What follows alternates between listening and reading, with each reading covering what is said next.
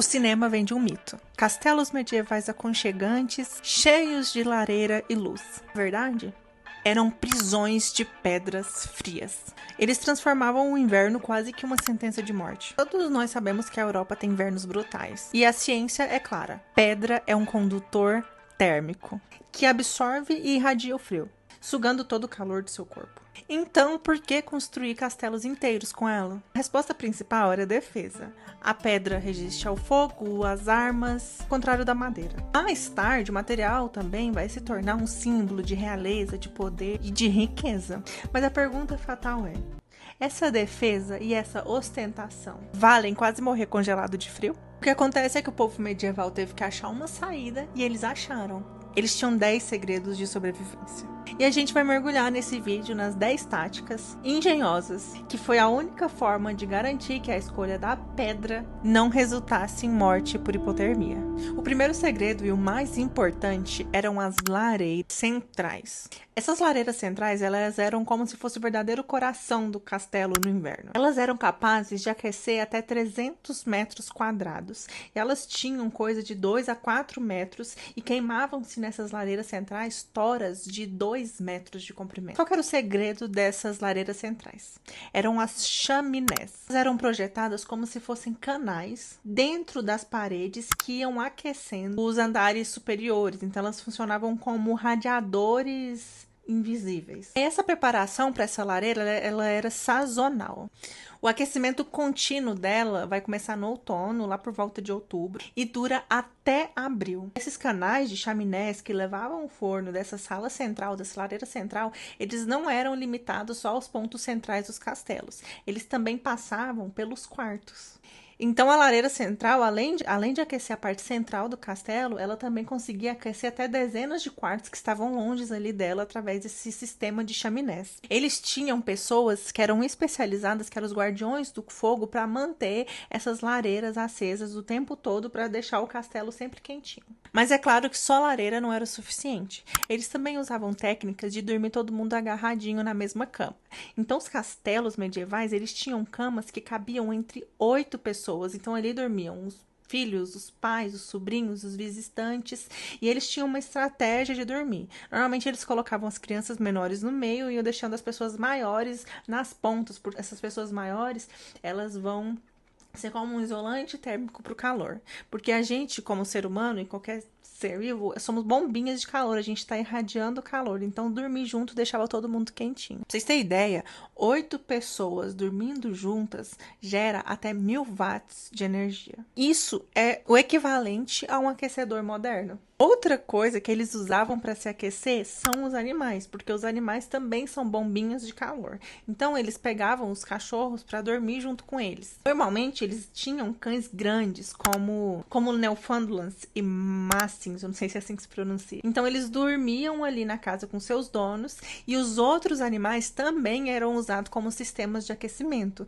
Então, normalmente, em castelos medievais, os estábulos e os locais onde ficam os cavalos, as vacas e os cabritos são abaixo dos quartos, porque esses animais também estão gerando calor. Então, eles fazem os quartos em cima de estábulos e eles fazem sistemas de aquecimento que levam esse calor para os quartos, para manter os quartos quentinhos. Esses estábulos, eles são como caldeiras naturais para os quartos. Outro segredo que eles tinham eram as tapeçarias. Então, os castelos medievais, eles não colocavam aqueles panos nas paredes e tapetes no chão só por estética.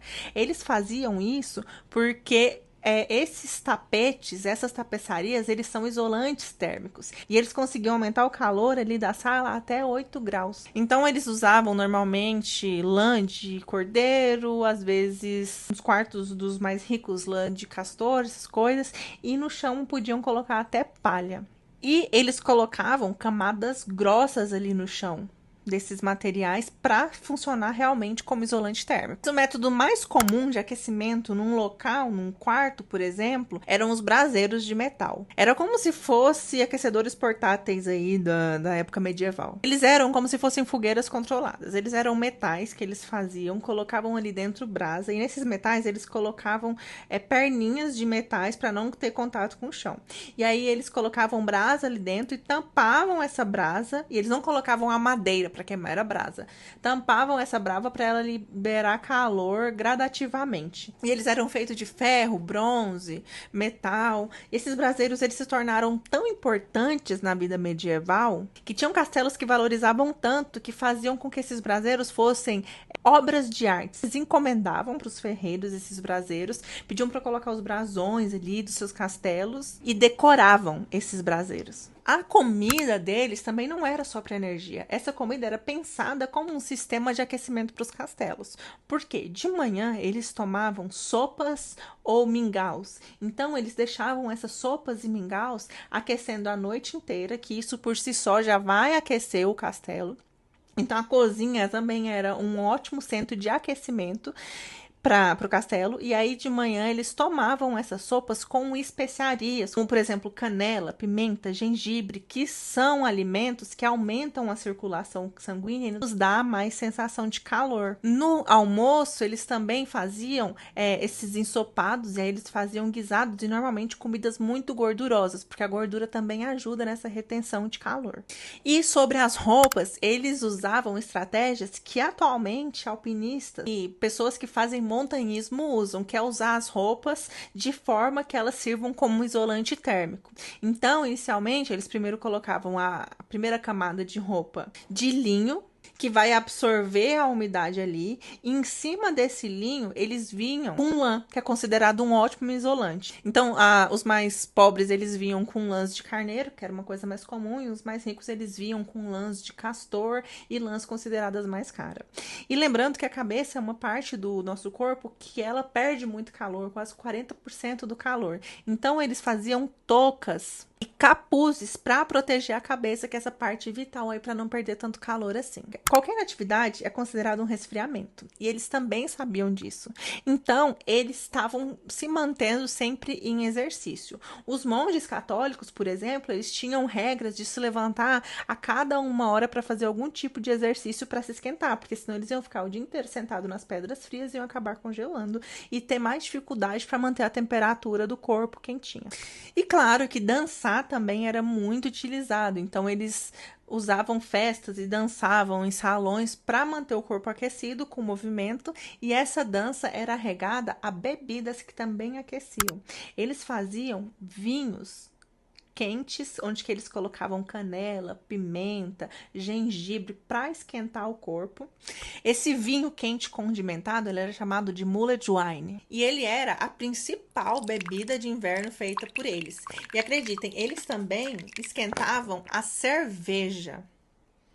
Eles faziam a ale quente e eles usavam ela para tomar antes de dormir junto com esse vinho condimentado. E por último, a gente tem um método que é bem simples e ele era utilizado por todo mundo, tanto pela realeza quanto pelos mais pobres. O que eles faziam era, eles pegavam rochas, pedrinhas que eram lisas e não tinham nenhum tipo de rachadura, e jogavam essas pedras num tipo de forno, numa fogueira. E aí essas pedras, elas absorvem o calor, elas não podiam ter rachadura, porque caso elas tivessem rachadura, elas iam explodir ali no fogo. Aí elas absorvem esse calor, eles pegavam essas pedras e enrolavam com lã e colocavam ali no chão, nas paredes, porque essas pedras, elas mantinham o ambiente aquecido entre 6 a 8 horas e aumentavam a temperatura do lugar até 20 graus. E é uma técnica que também é usada por povos nativos americanos do norte. Essa técnica ela é tão valorizada que foi encontrado no castelo de Warwick, em Inglaterra, umas reentrâncias, uns entradinhas nas lareiras que eles colocavam essas pedras, pegavam elas e colocavam lã para aquecer todo o local.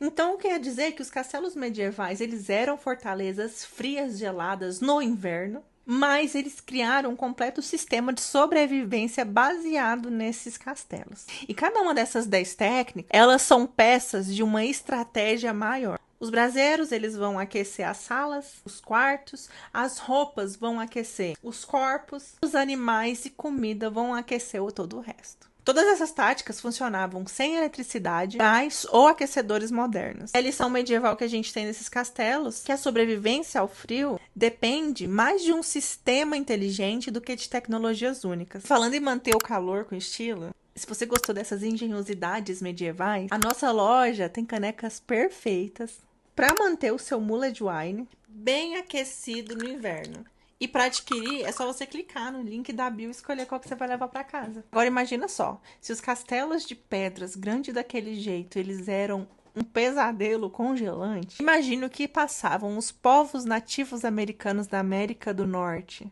Nesse vídeo que eu tenho aqui, eu conto um pouco sobre como era a engenharia das tipis dos nativos americanos e as técnicas que eles usavam para se aquecer no congelamento do norte estadunidense. E pasmem, eles tinham estratégias muito mais eficazes para aquecimento que a gente acabou de ver agora.